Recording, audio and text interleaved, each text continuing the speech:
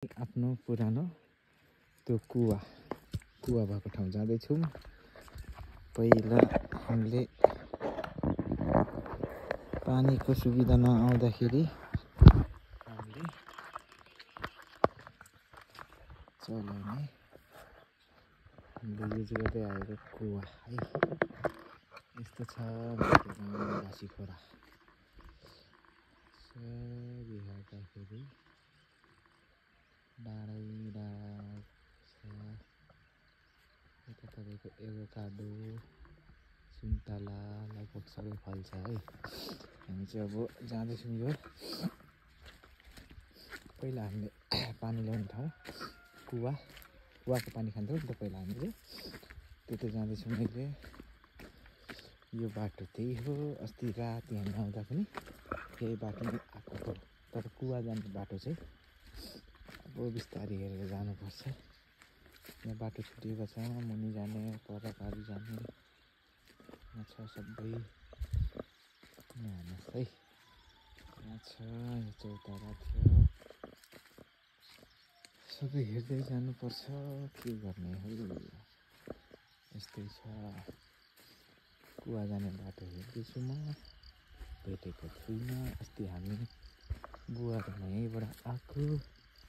त्यहाँ माथिदेखि बाटो पनि बनेको छ। So that's I am going to reach. बाटो पट्टि गर्दैछु। यहाँ पानी जम्थ्यो, अहिले पनि पानी छ। भाइ बहिनीहरू पढाउँदैछन्। यो चाहिँ विशेष गरी पहिला, अहिले पनि रहेछ कुवा। यो चाहिँ विशेष गरी हामीहरू लुगा धुनुलाई यताउति प्रयोग गर्नु पऱ्यो है। यो चाहिँ प्रायः पानी खानुहुँदा लुगा धुनुमा प्रयोग हुन्थ्यो। अनि त्यसपछि यहाँ पनि एउटा कुवा रहेछ हालसालै। कि पहिलाको धेरै पहिला बनाएको हो कि खासै आइडिया भएन। त्यसपछि यता माथि आउँदा चाहिँ हाम्रो यो मूल कुवा हो।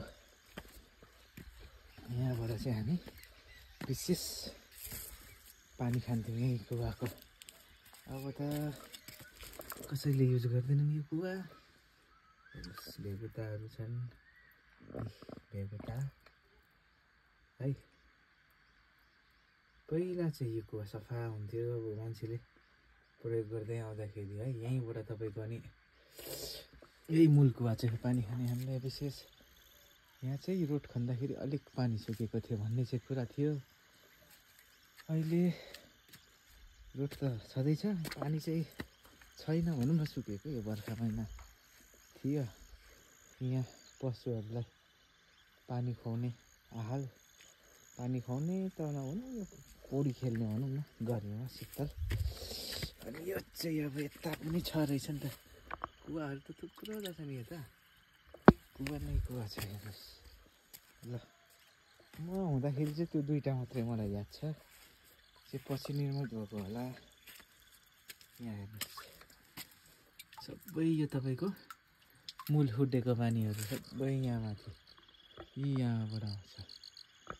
सबै यहाँ पहिला हामीले सुनेको नागदेवताहरू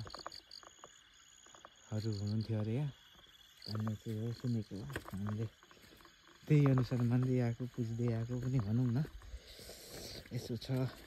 म एकचोटि 4 बज्न आँट्यो होला, एकचोटि म माथि बाटो पुगेर आउँछु। कहाँसम्म चाहिँ बाटो रहेछ भनेर है त। यस्तो छ बाटो, उकालो ओह्रालो। माथि चाहिँ उकालै रहेछ। अस्ति चाहिँ उताबाट आएको, त्यो हेर्नु त्यहाँबाट आएको।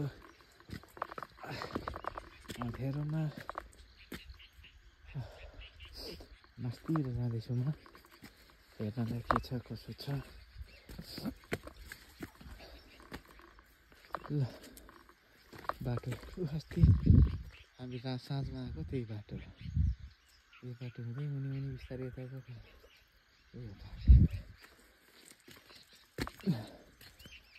मास्तिर जाँदैछु। काँच्चै बाटो छ, एकछिन डुल्ने अनि फर्किने है। धेरै डुल्ने, साँझ पर्छ फेरि बाटो बिर्सी गइन्छ। एक्लै हिँड्नु दिनमै हिँड्ने भनेको खाना खाएर सुतिहाल्यो निदाइहाल्यो सो त्यही भएर अब फ्रन्ट क्यामेरा गर्नु है यो चाहिँ